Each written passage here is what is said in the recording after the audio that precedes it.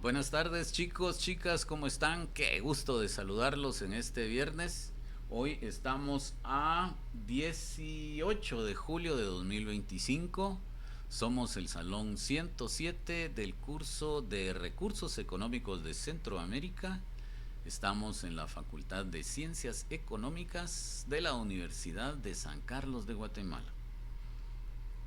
Nos corresponde iniciar con una continuidad de los distintos indicadores que hemos venido viendo en el marco de la economía del país, pero como hemos hecho costumbre vamos a platicar de algunos temas de coyuntura. Uno de los compañeros nos mencionaba el diario de Centroamérica, que si solo aparece en ciertas ocasiones o si es un diario que publica todos los días. Tiene la particularidad de que sí es todos los días, solo que es un poco más difícil encontrarlo de forma física. El diario de Centroamérica es el diario oficial del país y, como ya hemos mencionado, es un diario que está a favor de las acciones de gobierno. Obviamente, si lo publica el gobierno no va a mostrar noticias y comentarios contrarios a él. Va a intentar mostrar noticias y comentarios favorables a él, ¿verdad? Esa es una de las características del diario oficial. Es un poco, ha sido más pronunciado ese favoritismo hacia sí mismo, digámoslo así, en gobiernos como el de Otto Pérez Molina, Jimmy Morales y también el de Alejandro Yamatei, en donde exageraban un poco. Hoy día, en este gobierno, yo he notado, y lo digo así porque yo he venido viendo esas ediciones durante los tres gobiernos. Soy cuarto gobierno en que lo veo por motivos de trabajo y también el resto de medios de comunicación.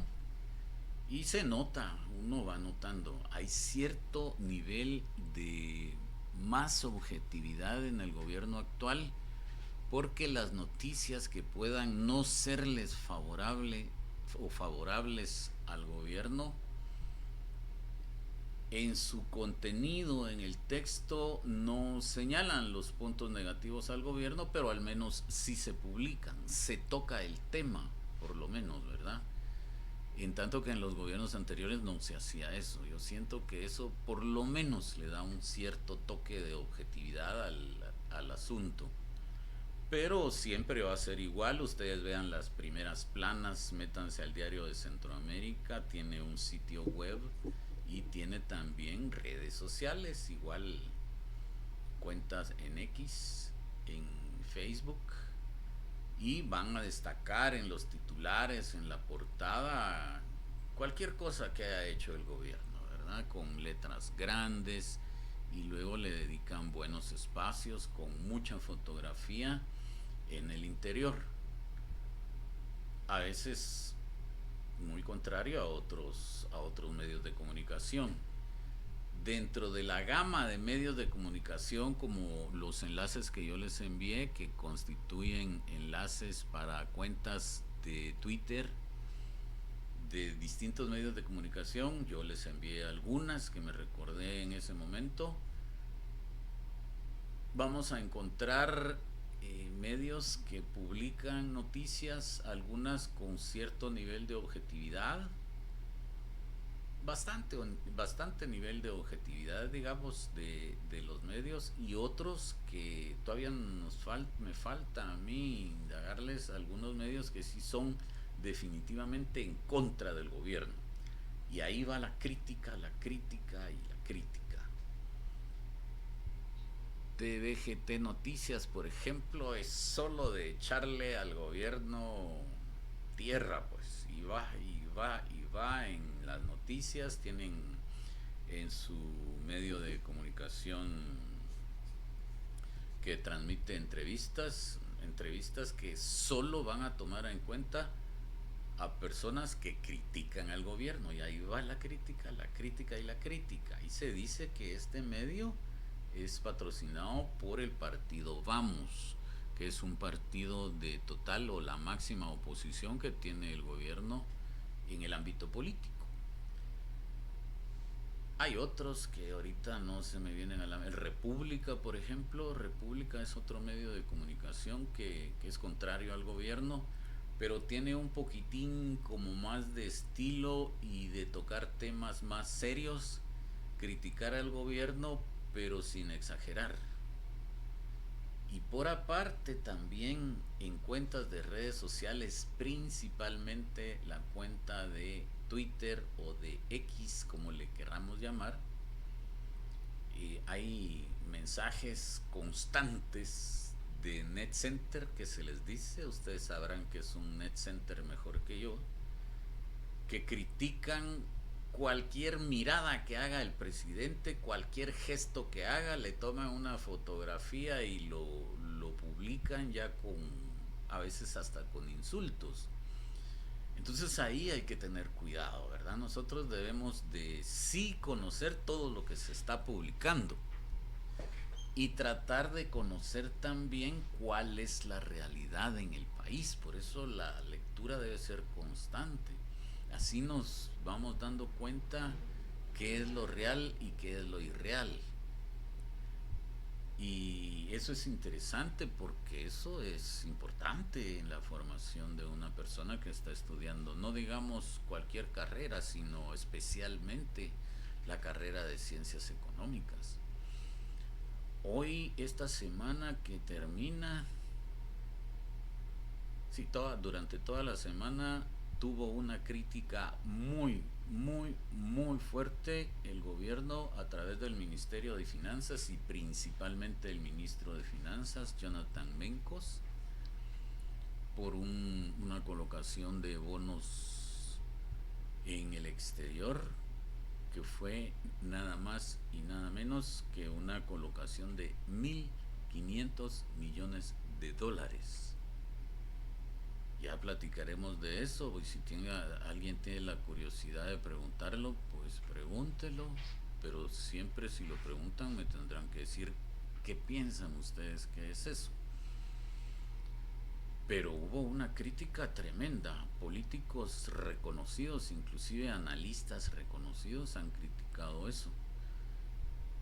Mucho dinero, no es necesario porque es un endeudamiento, y todo eso tiene que ver con nuestros temas del curso.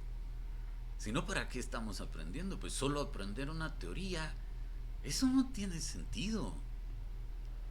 Las teorías es para entender la práctica. Tal vez nosotros no podemos practicarlo porque no estamos ni en el gobierno, ni en el Ministerio de Finanzas, ni en el Ministerio de Economía, pero sí podemos entender lo que está pasando. Entonces es interesante. Hoy viernes se realizó lo que yo les he comentado de la rueda de prensa que el gobierno tiene 2 días a la semana, que suele ser lunes y jueves. Esta semana se hizo lunes y viernes por alguna razón. Precisamente salió el ministro de Finanzas, Jonathan Mencos, que es un especialista en finanzas. Cualquier cosa se le puede decir, pero él sí sabe de finanzas nacionales, pues ahí no hay para dónde. Entonces se veía eso como un error, él salió explicándolo, dando sus razones técnicas, y entonces ahí es donde uno entonces ya viene y tiene dos posiciones, la que dicen los críticos, los analistas, digámosle, porque hay unos que sí son objetivos, ¿verdad? No es solo tirar cizañas, sino criticar objetivamente.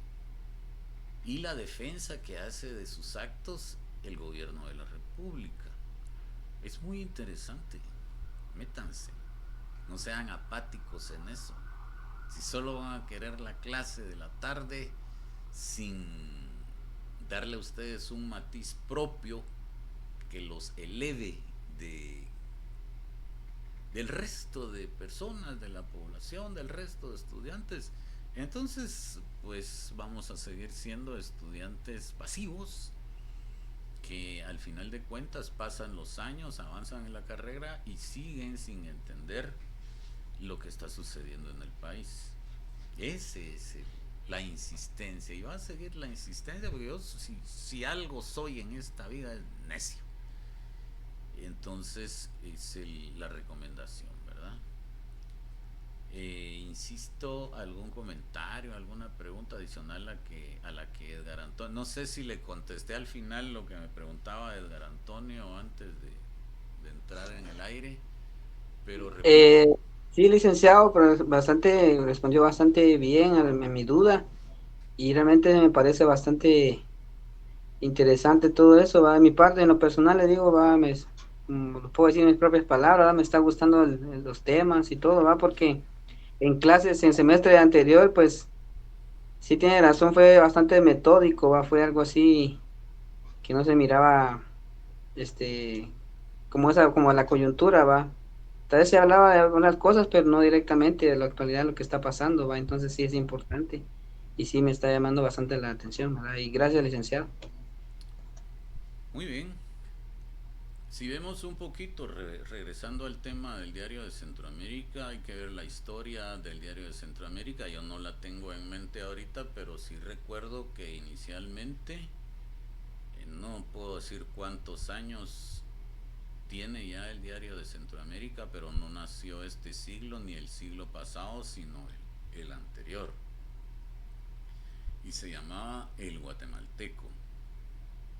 Posteriormente a El Guatemalteco le cambiaron el nombre y hoy día se llama Diario de Centroamérica. Saca una edición con noticias, comentarios, fotografías, opinión, porque es eso, también voy a hablarles en un segundo de la opinión.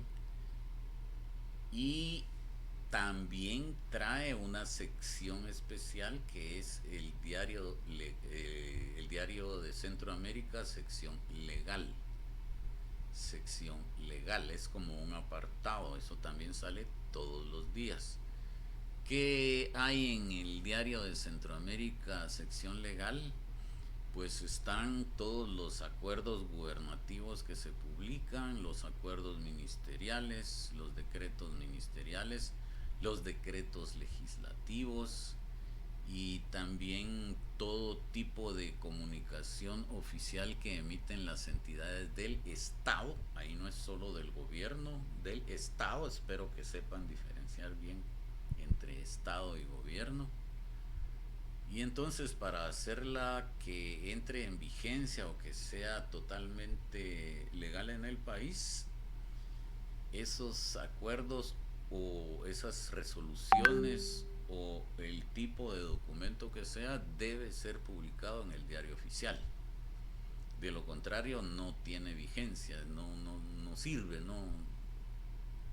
aunque lo hayan emitido en un ministerio, por ejemplo, si no lo publican en el diario oficial, a menos que sea algo interno, ¿verdad? Del ministerio, entonces sí se publica para el personal y los funcionarios a lo interno de un ministerio o de una entidad. Pero para que sea válido de nivel nacional, tiene que ser publicado en el Diario de Centroamérica. Y pues eso también es publicado diariamente en una sección aparte, como decíamos, pero también hay igual sección de noticias, reportajes, comentarios. Hay una revista que se llama Viernes que se publica, hoy debe haberse publicado, pero esa viene solo en la edición impresa.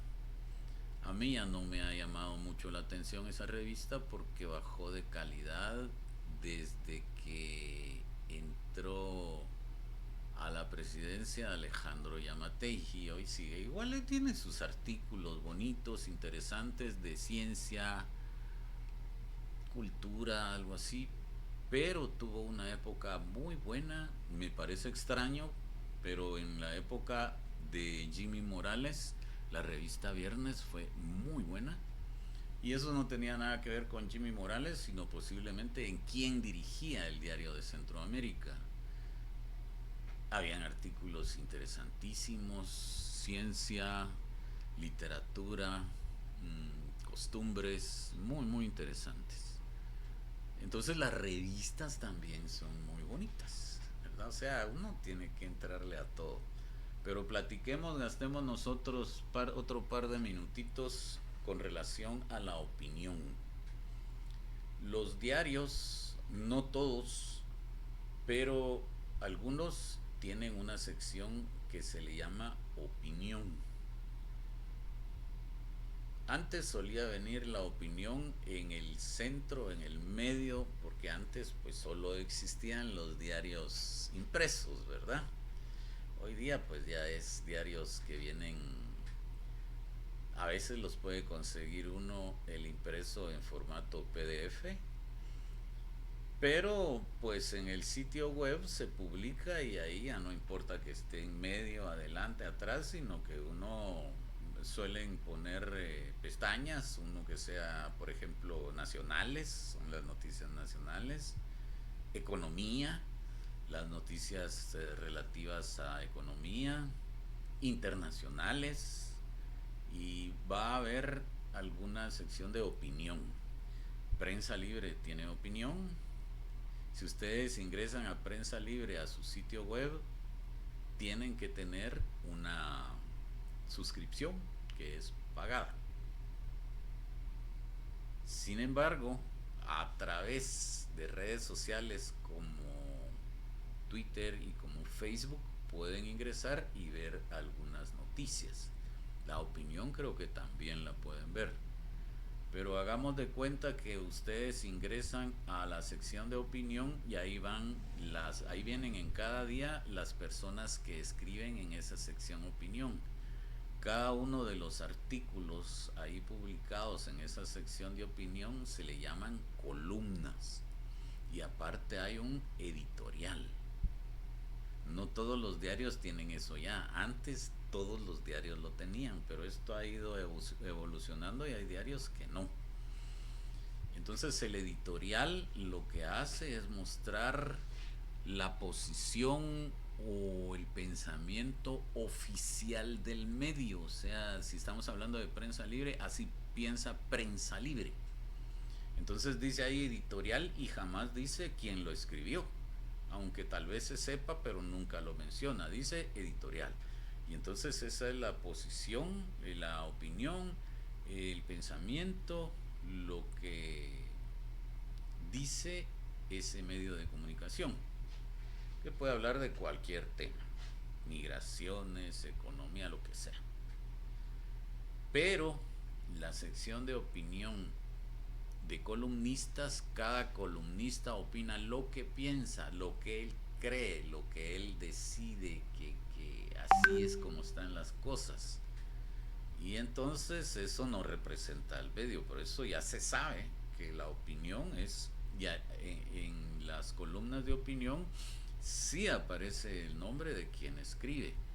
Inclusive algunas columnas tienen un nombre, ¿verdad? X, no me recuerdo el nombre de alguna columna ahorita, pero tienen un nombre, algunas no tienen un nombre. Entonces viene opinión, el título, como la titula, le puede poner el título que quiera, y luego la fecha y la persona quien escribe. Nombre de la columna, si lo tuviera, entonces ya viene la opinión de esa persona.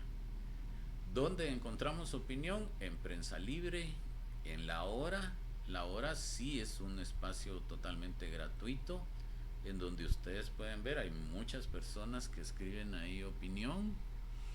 EP Investiga también, ese creo que no se los envía, ¿verdad? EP Investiga tiene opinión.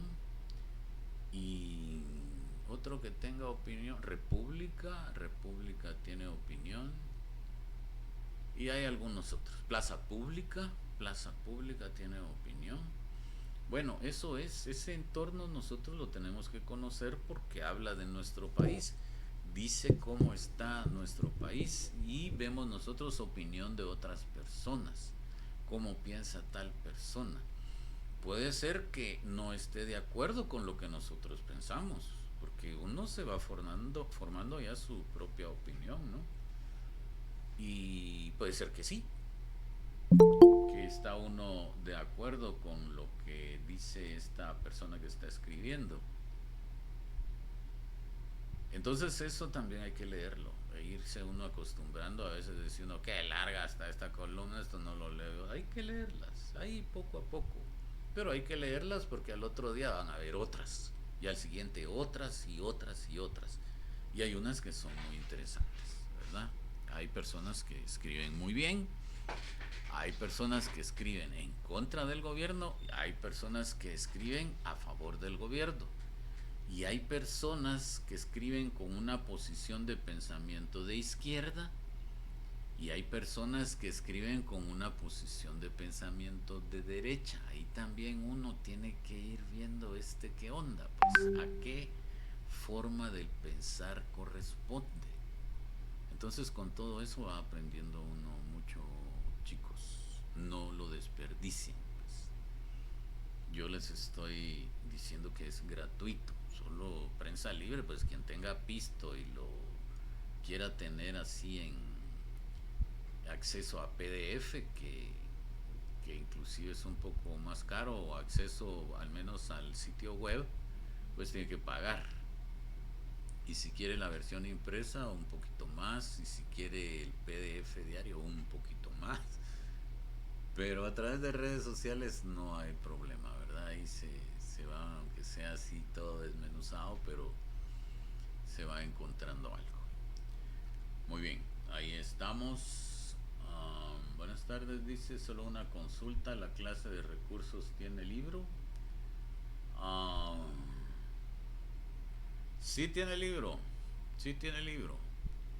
Yo espero el fin de semana completar el blog que vamos a usar para compartir material y darles el enlace correspondiente, y ahí va a estar el libro. Es lo que le voy a decir yo al compañero. Si alguien quisiera decirle algo más sobre el libro, pues puede hacerlo con libertad.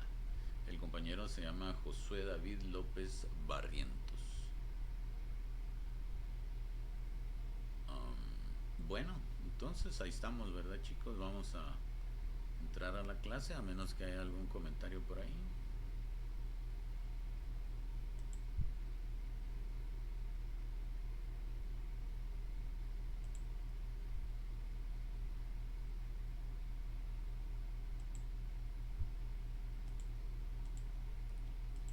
Muy bien.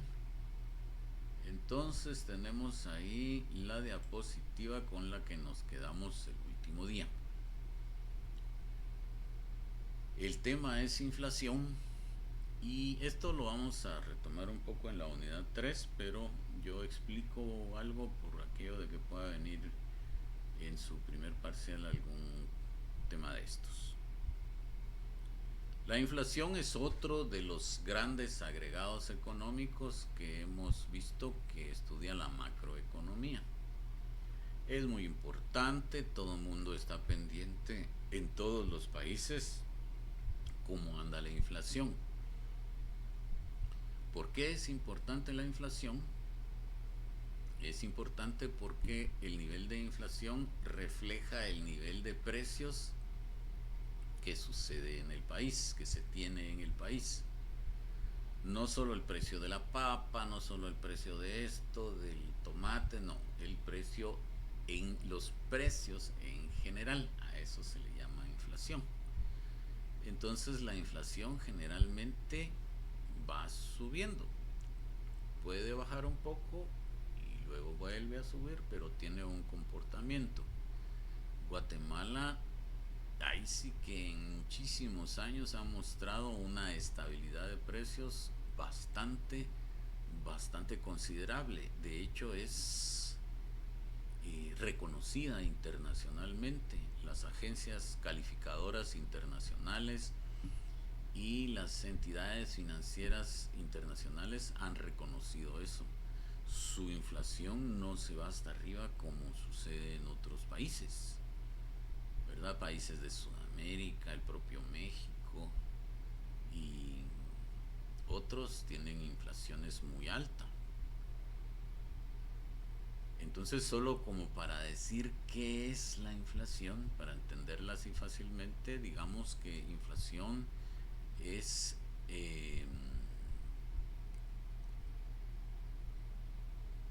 El incremento, por eso la palabra de inflación, ¿verdad? O sea, inflar. Inflación es el incremento generalizado que se da en el nivel de precios. Entonces no hay que olvidar ahí la palabra generalizado. ¿Por qué no hay que olvidarla? Porque, repito, no estamos hablando de la papa o solo del tomate o solo del pollo. No, estamos hablando de los precios en general. Guatemala ha tenido entonces un comportamiento de sus precios en los bastantes últimos años de mucha estabilidad. Y decíamos el día anterior que esto es un asunto que corresponde a Junta Monetaria, porque si la inflación se va muy alta, Junta Monetaria tiene que actuar, tomar decisiones para intentar que ese nivel inflacionario que se volvió muy alto, pues descienda a niveles normales, ¿verdad? Y tiene ciertos mecanismos para eso que los vamos a ver en la unidad 3. ¿Cómo se calcula la inflación? Solo lo vamos a ver muy rápidamente porque, como les digo, lo vamos a repetir en la unidad 3. Pero la inflación por sí misma no se puede calcular, sino que necesita de otro indicador que se llama índice de precios al consumidor. El índice de precios al consumidor lo calcula mensualmente una entidad de gobierno que pertenece al Ministerio de Economía, que se llama Instituto Nacional de Estadística, Instituto Nacional de Estadística, que es más conocido por sus siglas INE. El INE hace mediciones de los precios en todos los departamentos del país de una cantidad de alrededor, si no estoy mal, porque también me falla un poco la memoria, de 400 y pico bienes y servicios. Entonces es a ser muy difícil tomar esos precios porque algunos bienes se miden en líquido, otros son sólidos, y entonces, aún siendo sólidos, pues su forma de empaque no es la misma siempre, son bolsitas o son frascos, entonces es difícil, ¿no? Pero el INE lo hace, y lo hace cada mes. Luego de tener la medición mensual de cada uno de esos bienes, pero también los servicios como el valor de la energía eléctrica, del agua potable, del transporte, esos son servicios del teléfono, esos son servicios. Entonces, bienes y servicios ya formados en un todo, una relación de todo, utilizando una fórmula bastante complicada que ya se convierte en un número índice. Ya no es un indicador fácil, sino que es un número índice que lleva algunas fórmulas. Entonces llega a establecer un numerito, por eso es un indicador también, un numerito que se llama índice de precios al consumidor.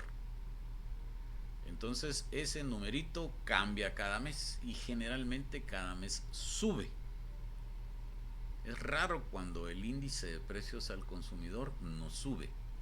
Entonces lo que está haciendo el índice de precios al consumidor es evidenciando que los precios han subido a través de ese cálculo.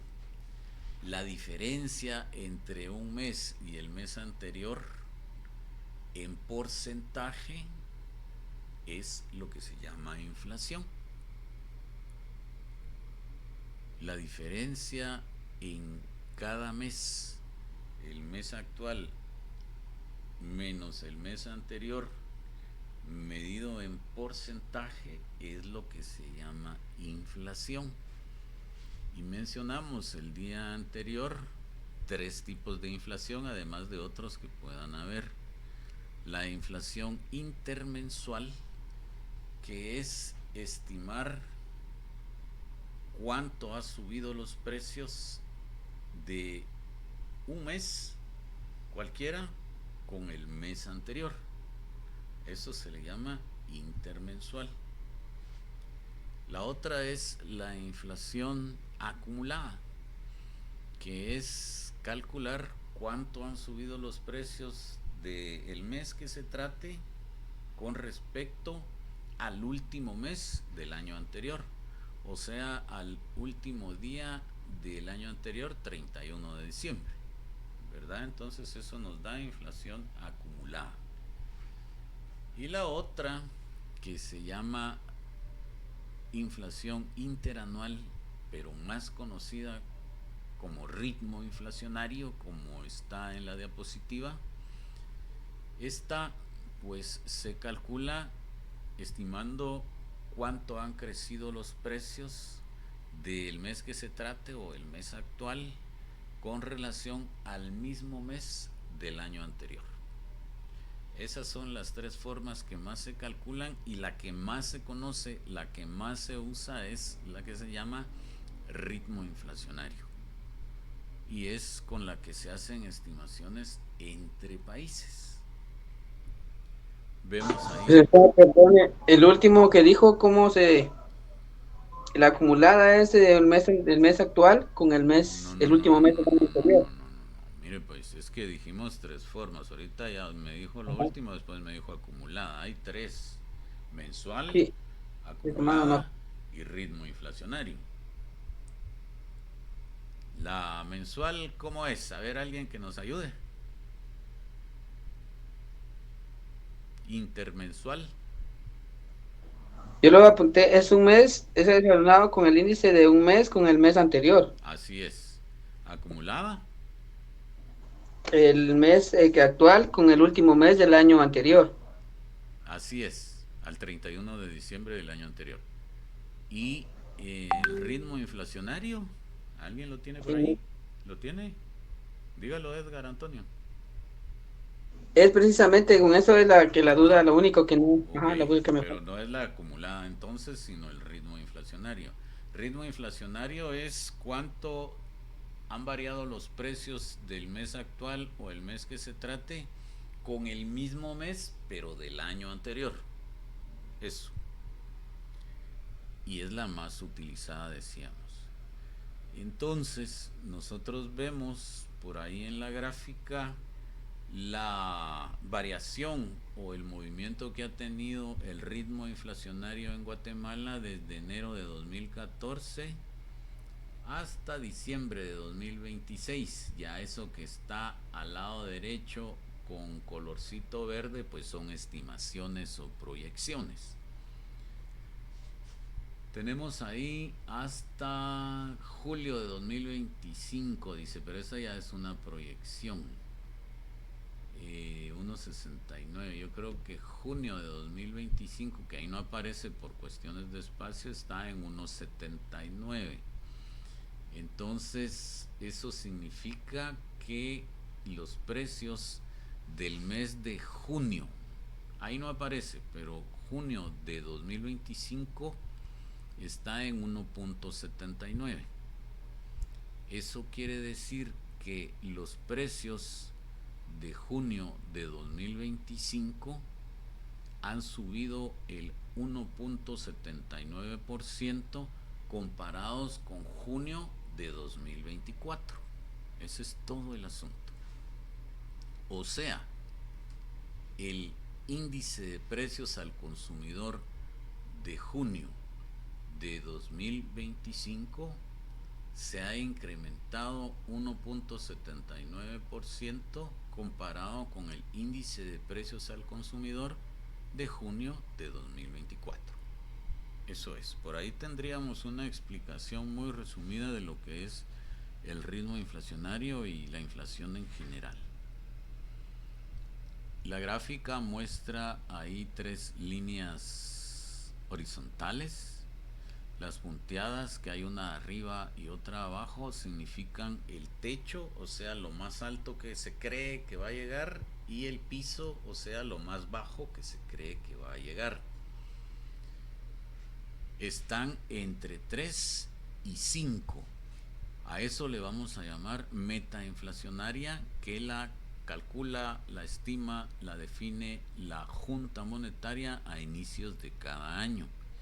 Y para los últimos años ha estado así, entre 3 y 5, y eso quiere decir que si la inflación o el ritmo inflacionario se ubica entre 3 y 5, quiere decir que el país está ante una situación de estabilidad de precios, que es lo que se quiere, ¿verdad?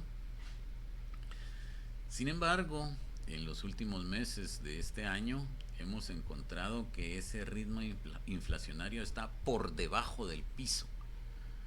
Entonces, esto no es malo porque se supone que los precios no han subido mucho, han subido muy poquito. Dice el índice de precios al consumidor y dice la Junta Monetaria. Yo no estoy metiendo mis manos al fuego por ellos, yo estoy transmitiendo lo que ellos dicen. Entonces, al estar bastante bajo ese indicador, quiere decir que los precios han subido muy poco. Y eso quiere decir que hay estabilidad de precios. El país anda bien en ese sentido. Sin embargo, tenemos las quejas de las amas de casa, de las personas en general, que dicen que cada vez que van al supermercado, cada vez van al mercado, cada vez que compran algo en un almacén o lo que se necesite para vivir, pues está más caro. Entonces, pues la misma pregunta me hago yo. Algunos analistas opinan que las mediciones que hace el Instituto Nacional de Estadística no son correctas. Otros indican que el gobierno tiene capacidad o intervención en poder modificar las cifras para que se vea que el asunto anda bien. Eso se ha dicho siempre. No estoy diciendo que solo en esta ocasión. Y otros indican que sí, efectivamente así está la situación, pero que se dan casos, por ejemplo, en el área de Huehuetenango y Quiché, los precios pueden estar más altos.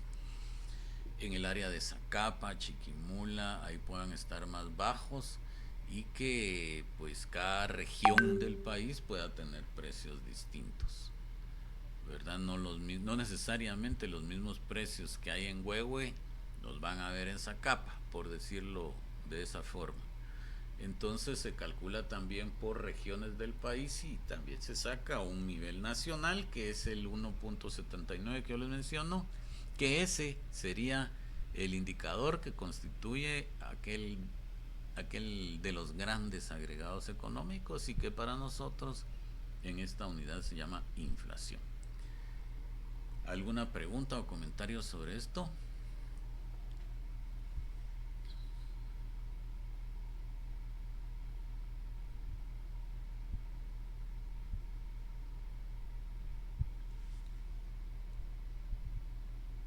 Muy bien, pasamos entonces a la siguiente.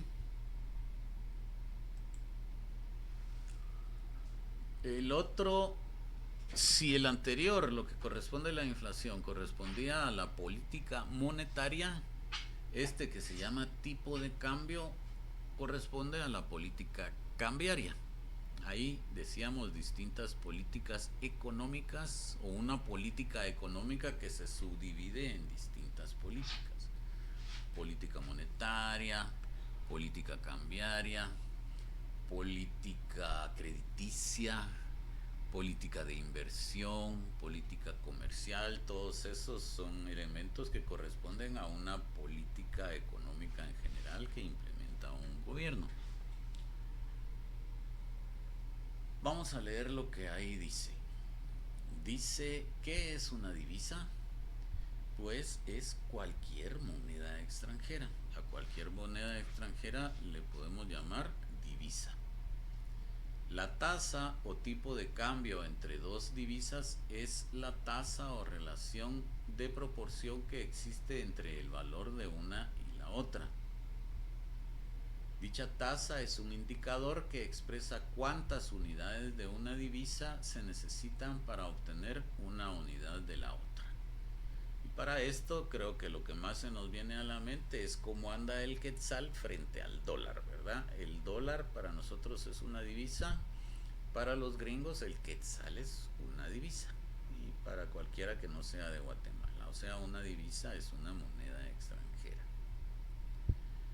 Sigamos, dice luego, dicho, en otras palabras, constituye comparar la moneda nacional, en nuestro caso el quetzal, con la moneda dura que prevalece, que en este caso es el dólar.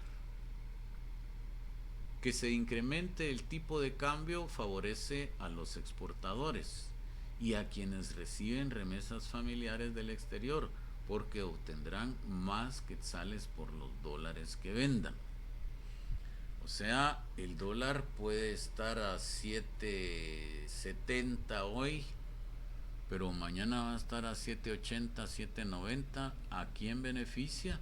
Pues como dice ahí, a los exportadores, porque cuando ellos exporten, a la hora de cambiar sus dólares que les vienen a quetzales, les van a dar más quetzales.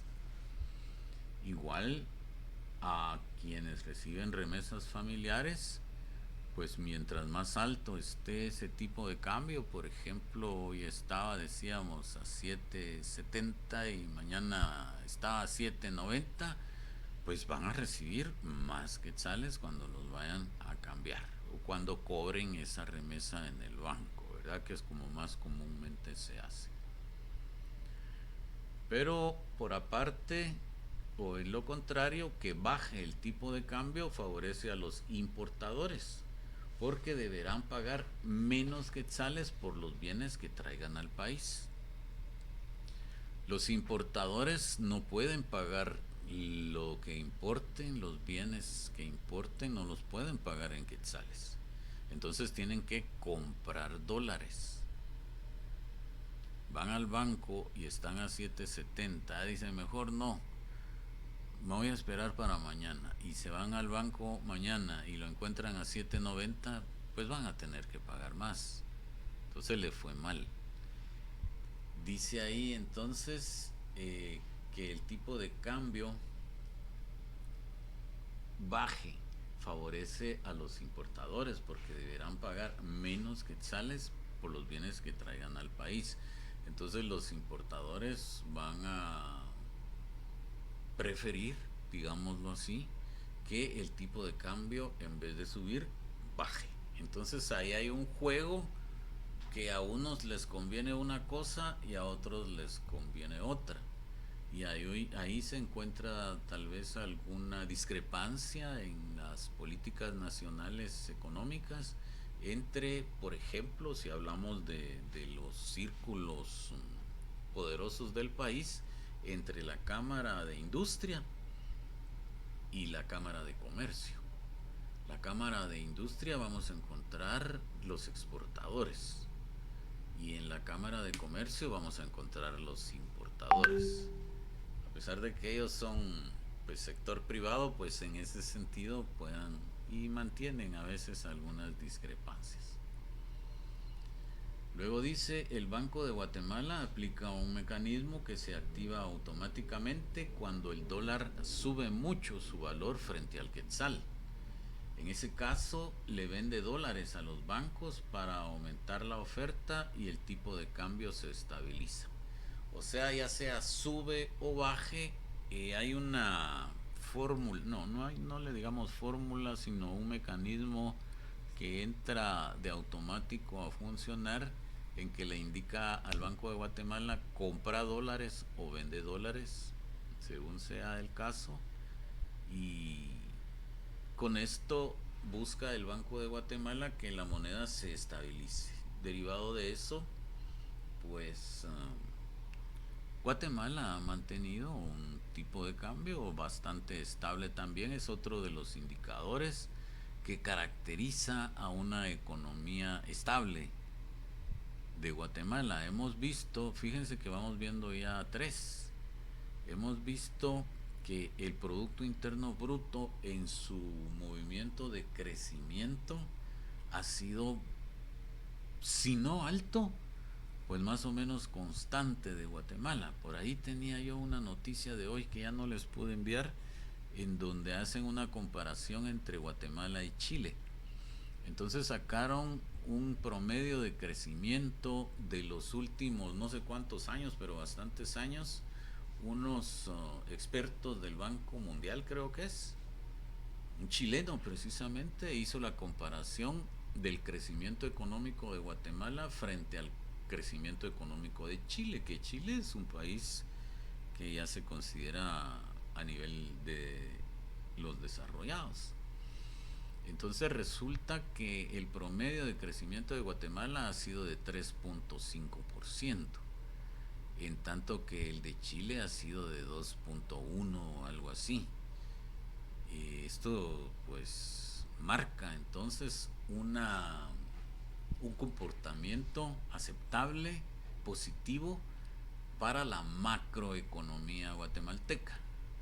Igual ha sucedido bastante estabilidad con el ritmo inflacionario, e igual ha sucedido con el tipo de cambio, bastante estabilidad en el tipo de cambio, se mueve entre pues digamos 7.70 y 7.90 más o menos, y ahí se mantiene. No hay altos cambios. La Cámara de Comercio dice que debería estar más bajo y saca sus comunicados en prensa, pero bueno, son intereses, esos ya son intereses sectoriales del sector privado. Y también dice hasta abajo, cuando el dólar baja mucho su valor frente al quetzal, el Vanguard compra dólares a los bancos y restringe la oferta, con lo que se estabiliza el tipo de cambio. O sea, si el dólar se mueve, el Banco de Guatemala se mueve de forma inesperada o súbita, con movimiento inusual, el Banco de Guatemala entra. O sea, son formas de... Se supone que el tipo de cambio fluctúa de acuerdo a la oferta y la demanda de divisas que existe en el país. O sea, es un mecanismo libre, no controlado, libre. Sin embargo, existe cierto tipo de control, porque cuando hay un movimiento súbito o más de lo esperado, el Banco de Guatemala ingresa y actúa para regresar a su normalidad ese indicador, que en este caso se llama tipo de cambio. Ahí hay una gráfica en donde de 2012 a 2019 se ve esas fluctuaciones, y se ve, si ustedes se dan cuenta, que pues es bastante estable. Si nosotros vemos, por ejemplo, Colombia, eso es una locura. Nicaragua, otros países, ¿verdad? Aquí es bastante estable. Cuando lleguemos a la unidad 3, en donde vamos a ver estos indicadores de nuevo, yo estoy nada más lanzándoles información para que tengan en mente. Las preguntas que puedan venirles de esto no deben ser demasiado profundas, pero en la unidad 3 pueden ser un poco más profundas y vamos a ver el asunto más detenidamente. Hablando de la inflación, por ejemplo, vamos a ver tengo yo un video por ahí muy ilustrativo, que lo he usado en los últimos años, y eso le indica a uno. Y en ese video se menciona también que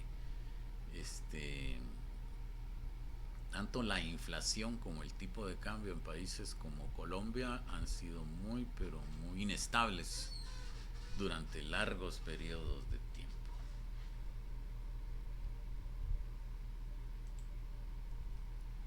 Y llegaríamos a un punto en que tenemos que hablar de la región centroamericana. En términos generales, de el análisis macroeconómico y microeconómico que hemos visto, ¿verdad? Entonces podemos ir concluyendo esta unidad con que, a través de un contexto geográfico, como ahí dice, se dan ciertas situaciones. Entonces leamos lo que ahí dice. El relativamente reciente origen geológico de la región centroamericana La ubicación y su singular forma le han permitido jugar un importante papel en el hemisferio. En medio de dos grandes masas continentales y de dos océanos, se constituye en un puente biológico en donde convergen migraciones de la biota neártica con la neotropical. La biota pues es las formas de vida, ¿verdad? La geomorfología está determinada por un corredor volcánico en la vertiente pacífica y por llanuras aluviales hacia la vertiente del Caribe. Factores que han propiciado una riqueza en biodiversidad que abarca unos 206 ecosistemas y más de 300 formas de paisaje. En este sentido, tanto Guatemala como Costa Rica pues tienen una riqueza en biodiversidad muy grande, ¿verdad? Que cada vez más en Guatemala que en Costa Rica se va eliminando por la tala inmoderada de árboles, por la caza de especies animales y el descuido que países como Guatemala tienen de sus recursos naturales. Costa Rica es mucho más estricto que Guatemala en ese sentido, tiene leyes muy fuertes y eso ha provocado que ellos mantengan sus recursos naturales en menor depredación que lo que tenemos nosotros. Aquí es sálvese quien pueda, ¿verdad? Luego dice, es tan grande su diversidad, esto está hablando de la región centroamericana, es tan grande su diversidad que a pesar que los 7 países centroamericanos en conjunto ocupan apenas un 0.51 de la superficie terrestre, 0.51% de la superficie terrestre, concentran alrededor del 7% de la riqueza biológica del mundo. Adicionalmente, Mesoamérica, área ubicada desde el sur de México hasta Costa Rica, posee el segundo sistema arrecifal más importante del mundo, cuya longitud alcanza 1.600 kilómetros a lo largo de las costas de México, Belice, Guatemala y Honduras. O sea, nos está hablando de los arrecifes que están en las costas del área del Océano Pacífico. Es de 1.600 kilómetros ese arrecife. A saber si Guatemala está cuidando eso, ¿verdad? Entonces vemos nosotros que como región que incluye, como dice ahí, 7 países, Guatemala, El Salvador, Honduras, Nicaragua, Costa Rica, Panamá y Belice, desde el punto de vista geográfico, pues somos 7 países que conformamos lo que vimos al inicio de clases, el Istmo Centroamericano. Y tenemos un factor común que es esa alta biodiversidad, muchas formas de vida, estar también atravesados por una región volcánica. Guatemala, miren ustedes cuántos volcanes tiene. Los otros países tienen volcanes también, pero no tantos como Guatemala. Y entonces ese contexto geográfico nos hace ser, como Centroamérica, una región bastante homogénea entre esos 7 países.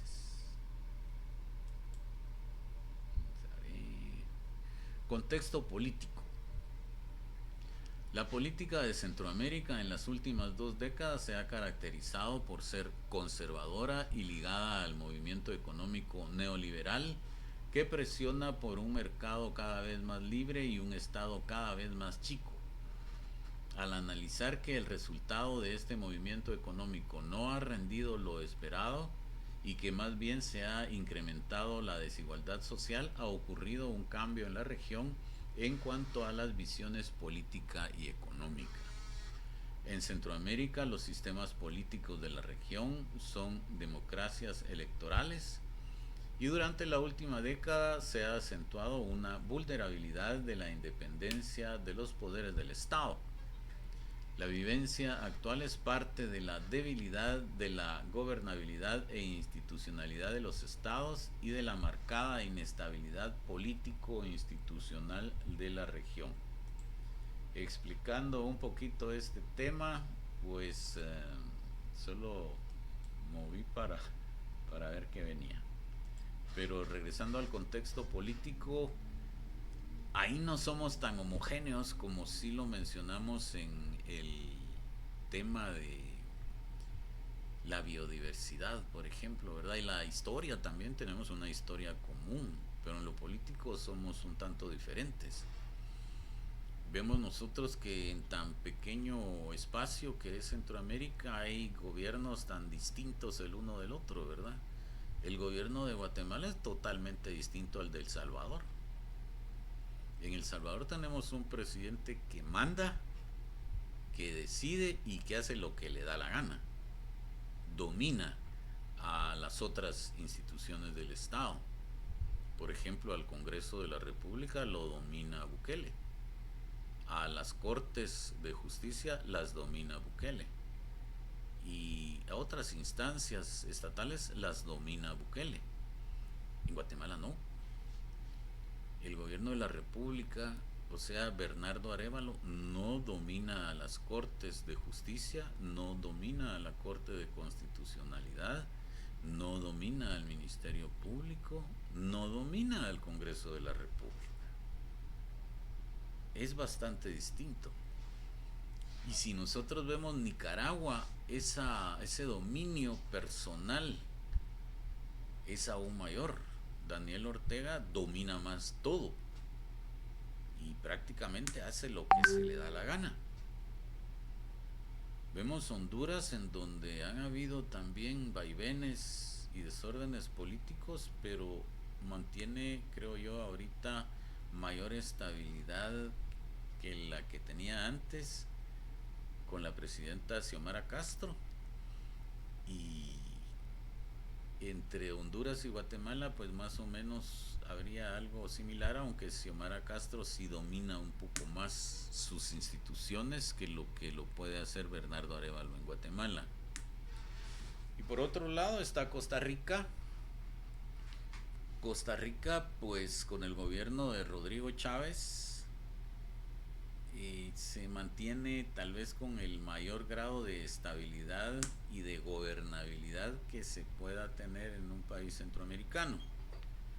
Gobernabilidad es que cada instancia estatal realice libremente, sin injerencias de otras instituciones, sus tareas, como impartir la justicia, o como la persecución penal que hace el Ministerio Público. Aquí en Guatemala está totalmente cooptado por determinados sectores y la Corte de Constitucionalidad ya lo ha demostrado ahorita, aunque se retractó un poco, pero lo está demostrando con la alta protección que le ha dado al sindicato magisterial. Y también el Congreso de la República, miren ustedes, no hay modo que entren a trabajar normalmente, no hacen nada.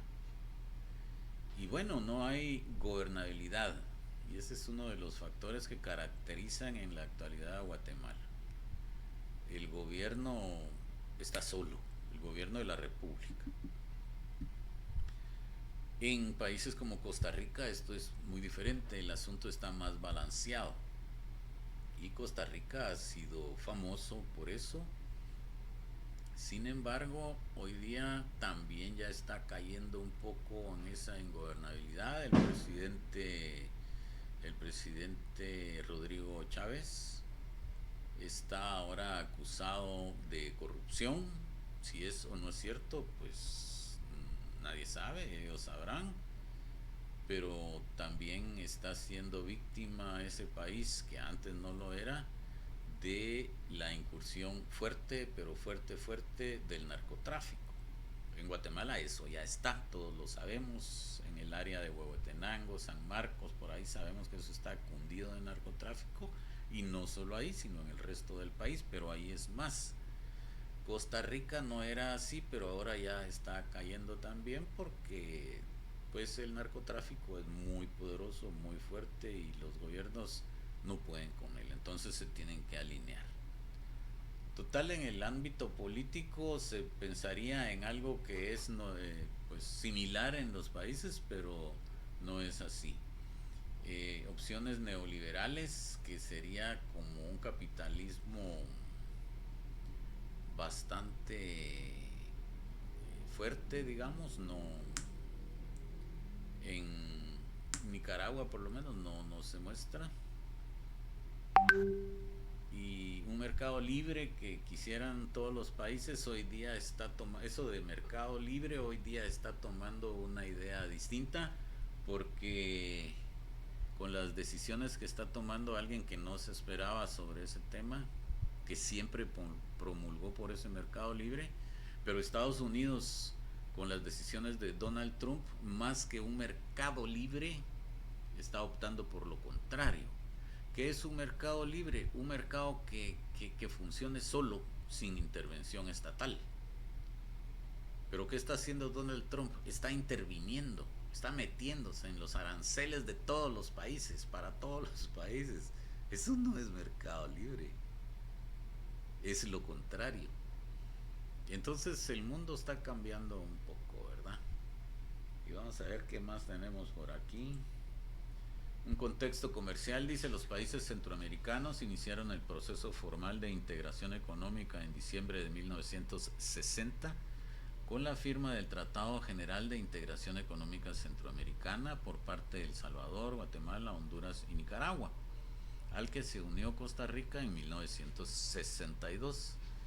En este tratado, los países centroamericanos establecieron el régimen de libre comercio al fundar el Mercado Común Centroamericano y el Banco Centroamericano de Integración Económica, Banco Centroamericano de Integración Económica, como instrumento de financiamiento y promoción del Mercado Común Centroamericano, sobre una base de equilibrio regional.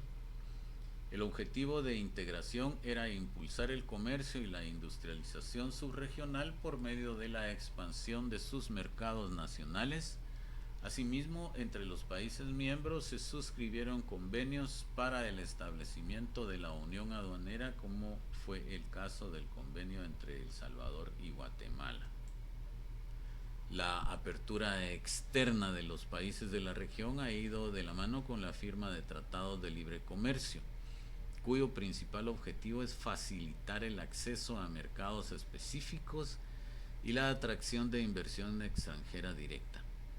De 1990 a 2011, los países del Mercado Común Centroamericano han firmado un TLC con Canadá, la Comunidad del Caribe CARICOM, Colombia, Chile, China, Estados Unidos, México, Panamá, Perú, República Dominicana, Singapur, China, Taiwán y la Unión Europea. Bueno, esto ya es el ambiente comercial.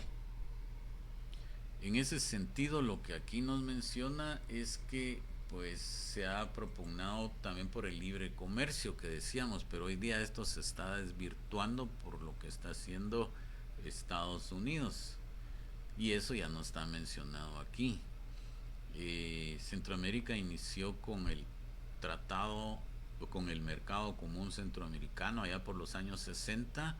Se unieron los países para tomar decisiones en el marco del comercio internacional, y eso estaba funcionando bien para el desarrollo, pero por alguna razón que vamos a ver hasta la unidad 7 de nuestro curso, esto pues terminó y regresamos a como estábamos antes, y así continuamos.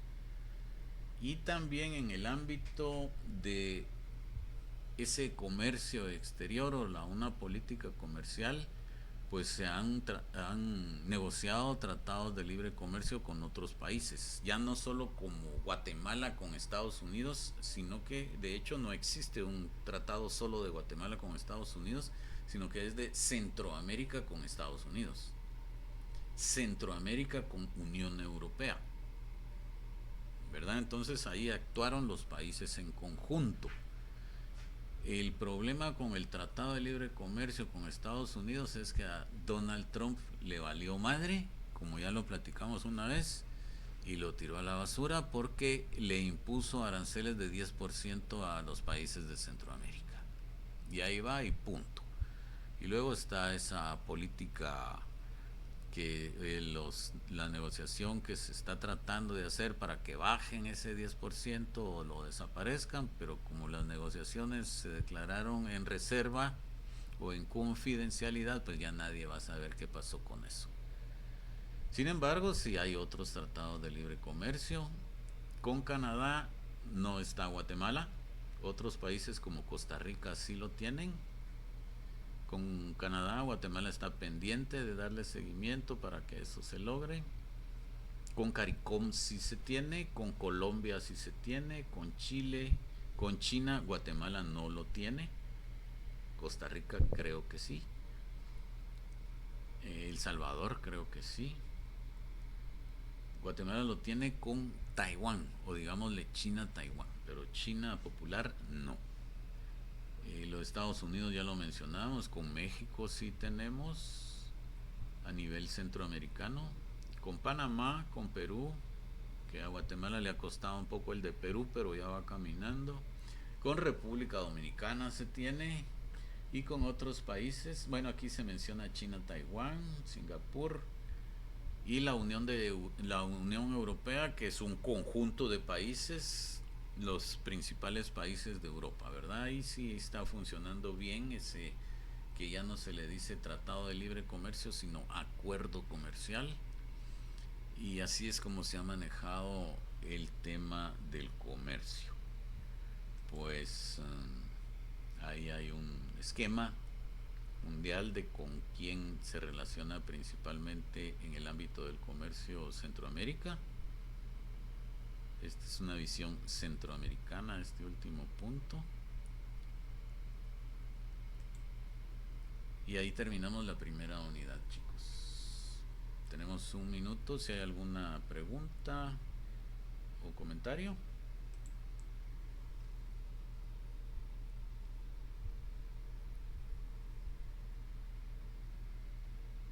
Terminaron 27 estudiantes, es un éxito. Y a ver qué dice el chat. Ya hablamos del libro. José Gómez decía, licenciado, pero el presidente no gobierna o no tiene el control sobre estas instituciones porque no se lo permite la ley o porque no quiere intentarlo. No, las instituciones deben ser independientes. Pero una cosa es que sean independientes, otra cosa que sean un obstáculo para el gobierno. ¿Por qué, por ejemplo, el Ministerio Público encerró al periodista José Rubén Zamora y lo tiene ahí bien clavado? ¿Y por qué, por ejemplo, a Kijivix, al que acusó el gobierno actual de caso de corrupción, a él sí lo dejó libre y ahí anda, está bajo, ¿cómo le dicen? Prisión domiciliaria, pero está libre? En tanto que el caso de Jijibix es muchísimo más grave que el de José Rubén Zamora.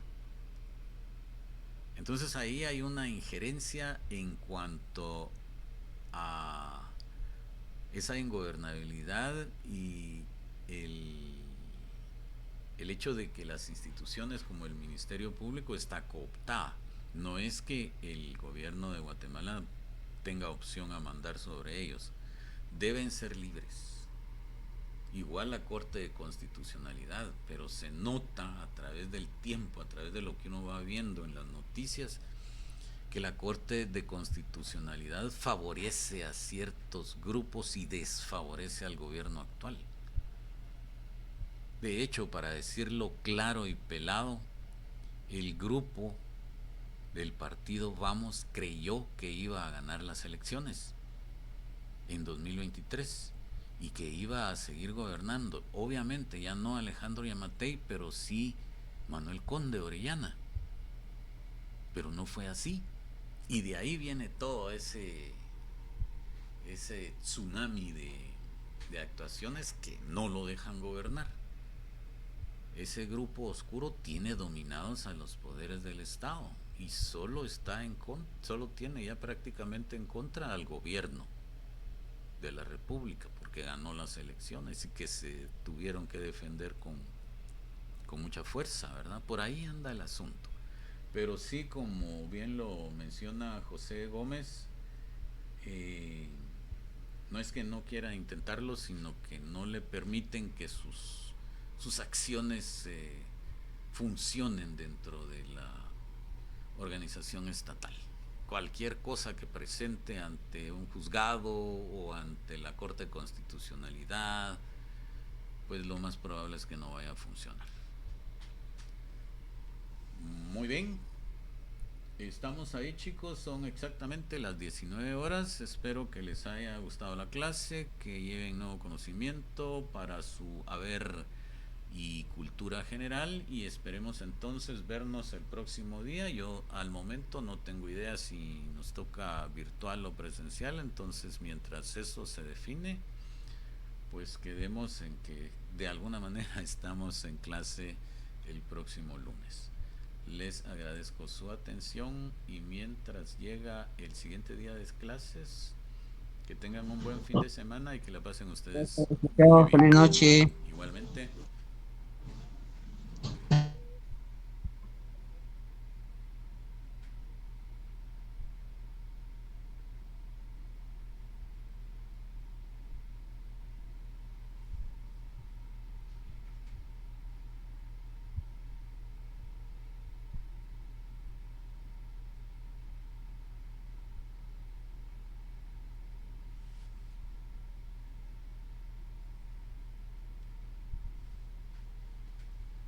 Feliz noche, Lick. Igualmente, Ana Raquel.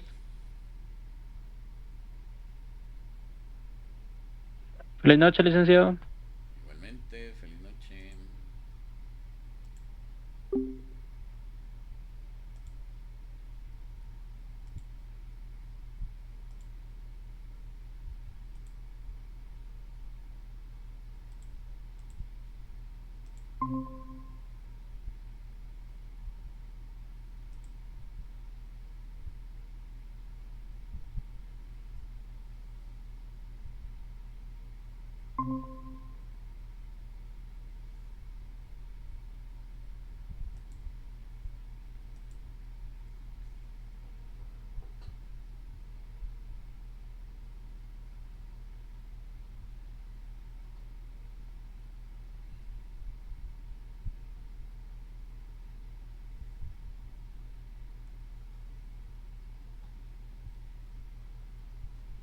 Buenas noches, licenciado. Buenas noches, adelante. Una consulta, licenciado, disculpe la molestia. Dígame. Fíjese que como yo recibo matemática uno en el primer horario y su curso en el primer horario, pero ¿cómo se podría hacer en ese caso, licenciado? ¿Ahorita qué hizo? ¿Fue a mate o estuvo en recursos? Ahorita estuve en mate, ahorita me voy a conectar a recursos, pero no sé si se puede. Ahorita ya está conectado.